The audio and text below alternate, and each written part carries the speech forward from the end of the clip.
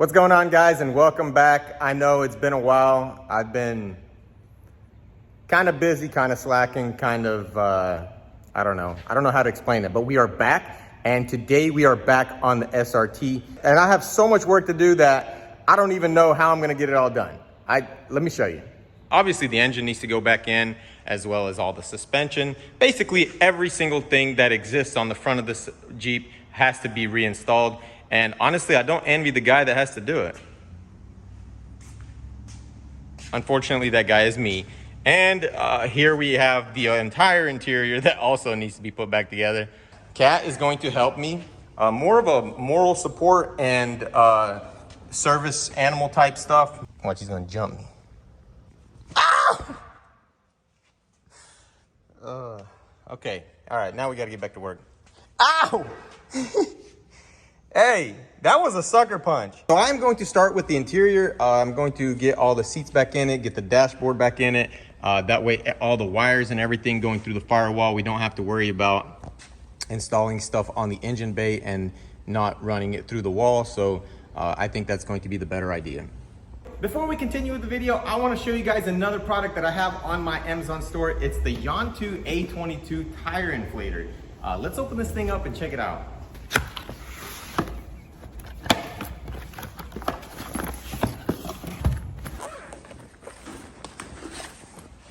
So the Yantu A22 is a super compact battery operated air compressor. It has a double pump system which inflates your tires and whatever else you are needing to expand with air a lot faster than most of the products out there on the market. And it is battery powered, so that is really awesome. As you guys can see, it has this very convenient LED screen, and you can set your tire pressure. Let's say you want to set it to 45 pounds.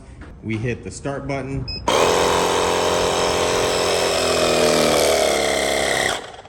And as soon as it pumps it up to 45.5, it will cut off. So that is really cool. So if you need to inflate your tire, or maybe an inflatable pool toy, or possibly an air mattress, or anything that needs to be expanded with compressed air. It also comes with power cables to connect to your 12-volt socket. I would recommend using the power cable if you are using it on your vehicle's tires. They tend to take a little bit more air than most things. And also the very convenient line here. It's got the double easy connects. And this is really nice because when you are putting it up, you're not kinking a hose, you're not breaking anything. You just wrap it up super carefully like that and put it back in the bag. I really like this thing. I've used it a lot myself already. I took it on a road trip with me and it helped me out in a pinch. No. What are we gonna do, bro? We have a pump in the back. This Yantu A22. Dual cylinder?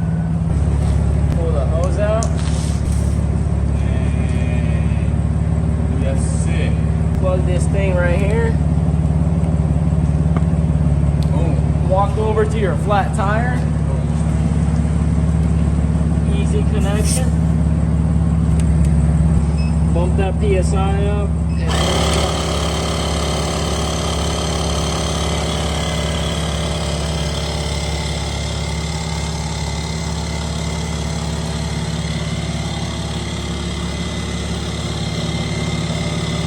This thing's nice, it's pumping up quick.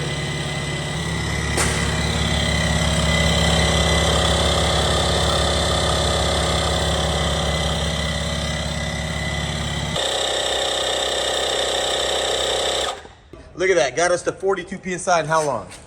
2 minutes? 2 minutes, if that. Probably not even that. Battery operated, you don't have to hook anything up. You don't have to have any kind of cables. Check that out, TPMS light is off. We've got our air pressure right in all 4 tires. We are ready to get back out there and do some more fishing. So if you guys would like to grab yourself one of these really convenient air pumps, I'm gonna drop a link into the description and you can go check it out on the Amazon store. And now back to the video.